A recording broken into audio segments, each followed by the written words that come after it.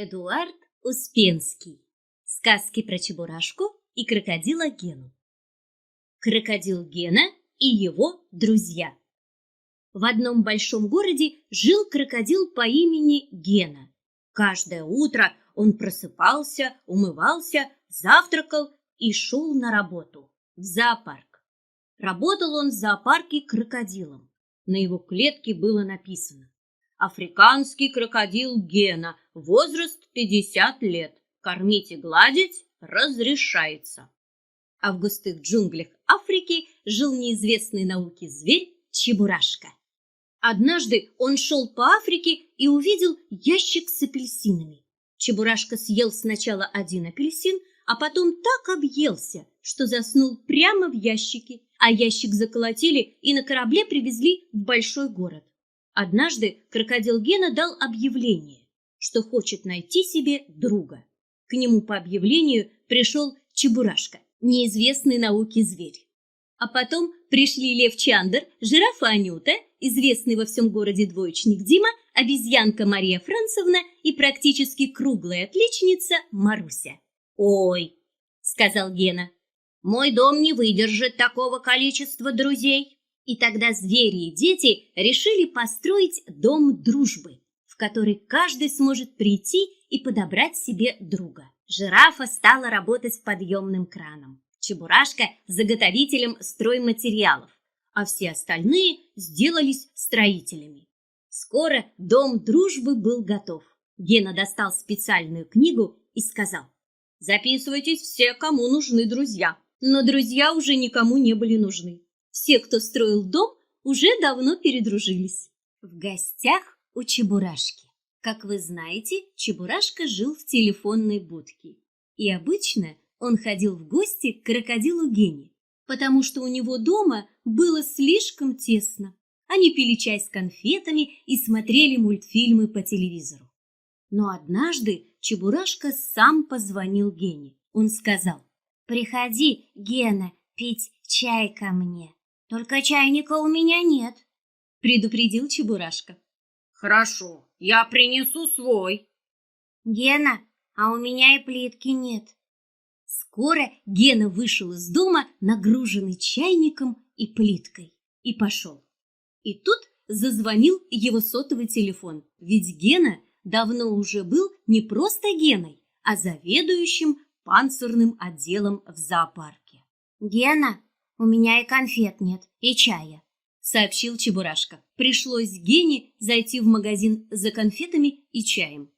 Когда друзья попили чай у Чебурашки, Гена сказал: «Чебурашка, если еще когда-нибудь захочешь угостить меня чаем, приходи прямо ко мне. У меня все есть: и чай, и сахар, и плитка». Летающий Гена. Однажды Гена и Чебурашка отдыхали у реки. Они много купались и загорали. Рядом ребята велосипедным насосом накачивали резиновую лодку. Лодка уже хорошо пружинила, а ребятам становилось все труднее и труднее. «Ген, — сказал Чебурашка, — возьми насос, помоги ребятам». «Зачем мне насос?» — ответил Гена. «Я и ртом надую». Но все вышло по-другому. Не Гена надул лодку, а лодка надула Гену. Он стал круглый, точно шар. Когда Гена раскрыл пасть, он начал со свистом летать над пляжем, точь-в-точь, как шарик, из которого выпустили воздух. «Все, теперь я стал умнее», — сказал, отдышавшись, Гена. «Давайте сюда ваш велосипедный насос». Чебурашка и змейчик. Однажды Чебурашка шел по лесу и заметил на земле на моховой кочке яйцо. Он не знал, что это яйцо очень ужалистой змеи. Чебурашка поднял яйцо, залез на дерево и положил его в дупло. А там было гнездо воробьиных сычиков, которые ждали потомства. И вот начали вылупляться птенчики-сычата. Вылупился и змейчик. Одна куница захотела птенчиков съесть. Она сунула лапу в дупло. а змейчик как ухватит ее за коготь. Куница лапу выдернула вместе со змейчиком, и он сразу на мох к маме упал. Обе мамы, Змейчика и Сычиков, долго благодарили Чебурашку. Проказы Шапокляк. Однажды Чебурашка и Гена гуляли. Вдруг из-за забора вылетел мячик на резиночке. Стукнул Чебурашку по голове и улетел обратно. «Ой, что это?» — сказал Чебурашка и стал осматриваться по сторонам. В это время мячик из-за забора вылетел снова и на этот раз попал в крокодила Гену. «Я знаю, кто в нас кидается», — сказал Чебурашка. «Это старуха Шапокляк. Видишь, на столбе крыса Лариска сидит». Старуха кинула мячик в третий раз. Гена ловко извернулся и поймал его зубами. Он стал отходить все дальше и дальше, а резинка натягивалась все сильнее и сильнее. И когда Шапокляк наконец высунулась из-за забора, Гена разжал зубы. Мяч попал Шапокляк прямо в лоб. Она так и шлепнулась с забора. «Караул, хулиганы!» – закричала старуха. «Я сейчас сдам вас в милицию!» Но чем ближе она подбегала к милиционеру, тем больше остывала. А когда подбежала совсем близко, то только спросила: «Милиционер, который час?» Чебурашка-лыжник. Пришла зима, снега насыпала по самые крыши. Однажды Чебурашка сказал Гене: «Давай купим лыжи и научимся кататься». В первую же Генину и Чебурашкину зарплату они купили лыжи с палками и отправились в ближайшие снежные горы. У крокодила Гены катание наладилось сразу, потому что ему очень помогал хвост. Он был как третья лыжа. Гена лихо съезжал с любой горы, даже с самой крутой. А Чебурашка с любой горы катился кубарем, даже с самой маленькой. Потом Чебурашка полчаса собирал палки, лыжи, варежки и шапку. «Нет, не нравится мне такое катание», — сказал он. «Пойду-ка я домой сушиться». Когда Чебурашка просох, Гена сказал: «Я придумал, как мы будем ездить. Это будет блестяще!» И правда, он все здорово придумал. Чебурашка со своими лыжами садился Гене на хвост. И теперь они весело неслись вниз вдвоем, даже с самой крутой горы. И Чебурашке уже не надо было сушиться. А вечером Чебурашка сказал: «Все, хватит просто кататься. Переходим в большой спорт. Будем заниматься слаломом». Скворечник для бабочки.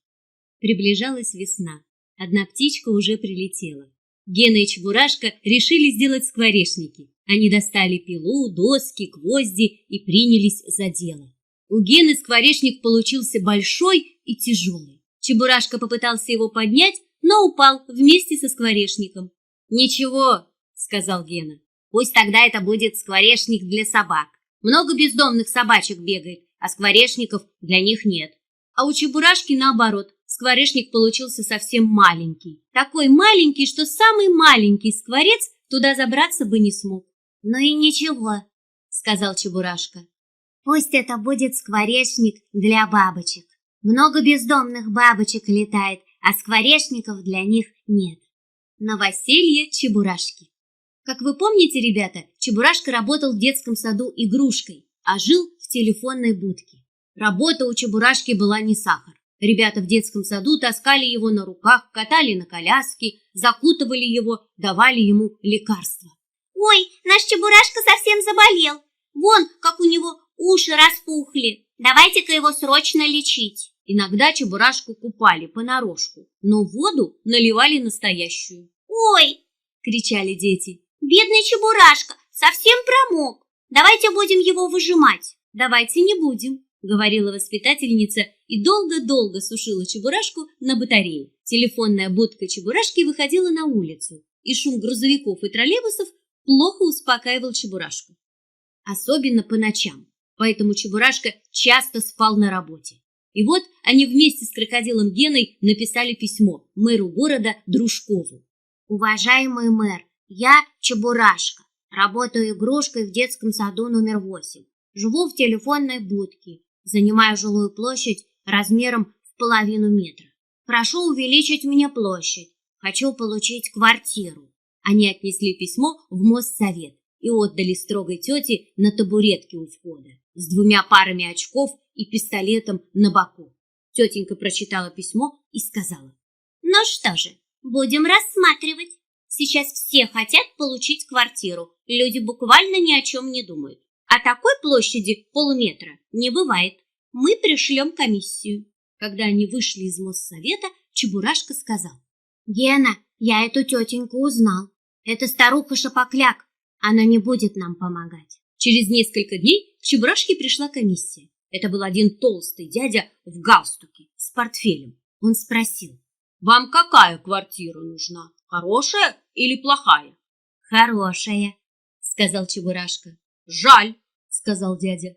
«А давайте мы в вашей будке сделаем 2-й этаж. Мы сразу удвоим вашу площадь или положим ее на бок». «Нет», — твердо отказался Чебурашка. Прошел месяц. Никто Чебурашке квартиру не давал. Тогда крокодил Гена решил устроить пикет у Моссовета.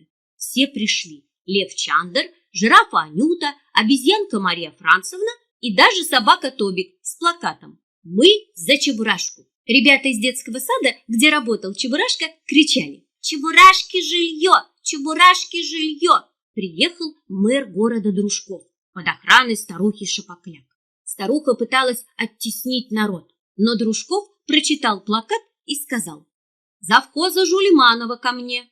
Пришел дядя с портфелем, который был комиссией, и мэр приказал ему немедленно выделить Чебурашке последнюю построенную квартиру. Но она уже выделена высокопородистой собаке Бобику, ответственного товарища Шарикова. Вот и передайте ее Чебурашке, а породистый Бобик пусть живет в телефонной будке. И через неделю Чебурашка получил новую квартиру. На новоселье пришли все, кто был в пикете: и Чандр, и Анюта, и крокодил Гена. И каждый что-то принес Чебурашке в подарок.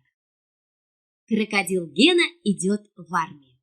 Однажды крокодилу Гене пришло письмо с повесткой. Предлагается вам явиться в райвоенкомат в 8 часов утра с кружкой, ложкой и 2-дневным запасом еды. Вы призываетесь в ряды действующей армии. Поздравляю, комиссар Винтовкин. Гена договорился, что Чебурашка будет поливать его цветы и кормить рыбок на окне. Взял кружку и ложку и вместе с Чебурашкой пошел на призывной пункт. Комиссар Винтовкин посмотрел на него и сказал: «Ой, какой-то вы зеленый и плоский, и чем-то неуловимо на крокодила похожи». «А я и есть крокодил». «Ничего», — успокоил его комиссар, — «не отчаивайтесь, у нас и не такие служат». Гена был просто замечательным молодым бойцом. Он бросал гранату на полкилометра, в рукопашной схватке хвостом клал на землю 5 противников сразу. Смело прыгал с парашюта и отлично маскировался. «Нам бы 100 000 таких бойцов», — сказал полковник Всеволодский, известный десантник. «Нам тогда никакой враг не страшен». Когда молодые бойцы торжественно принимали военную присягу, ко всем приехали родители. А к крокодилу Гене приехал Чебурашка. «Вы воспитали хорошего бойца», — сказал полковник Всеволодский Чебурашке. Хотя все было наоборот. Это крокодил Гена воспитал хорошего Чебурашку. И Гену перевели в настоящую морскую десантную часть. Гена стал служить на пограничной заставе и на скоростном катере. Кругом было море и горы. Гена был вперед смотрящим, а в наши воды постоянно заходила быстроходная рыболовная шхуна и воровски ловила нашу рыбу. Наши пограничники бросались в погоню за этой шхуной. Но она сразу убегала в нейтральные воды. И иностранные рыбаки показывали нашим пограничникам всей командой язык, мол, обманули дурака на 4 кулака. И все потому, что у них был мощный мотор. Капитан пограничного катера Дмитрий Ковалевский. Это командир Дмитрий Ковалевский, а катер был стремительный. Уже отчаялся. Но однажды к нему обратился крокодил Гена. «Разрешите мне задержать эту шхуну. Что вам для этого нужно? Пушки, пулеметы, гранаты, ласты?» Скромно ответил Гена. «И ракетница, Как только я выпущу ракету, летите вперед и смело берите шхуну голыми руками. Как только иностранная шхуна в очередной раз заплыла в наши воды, Гена надел ласты и смело нырнул. Все замерли. Прошла минута-другая, и ввысь прямо из моря взлетела красная ракета. Российский катер бросился в погоню. Как ни странно, пиратская шхуна потопталась на месте и никуда не уходила. Ее быстро догнали. Наконец-то она была схвачена с поличным. «Ура!» – кричали наши моряки. И никто им не показывал язык. «Военнослужащий Гена, как вам удалось задержать эту шхуну?» – спросил у Гены начальник всего флота, когда награждал его медалью за отвагу, смелость, героизм и нырятельность. «Очень просто», – ответил Гена. «Я под водой погнул у них руль». Это была первая медаль, которую получил Гена за время своей службы на флоте. О других медалях мы расскажем в следующий раз.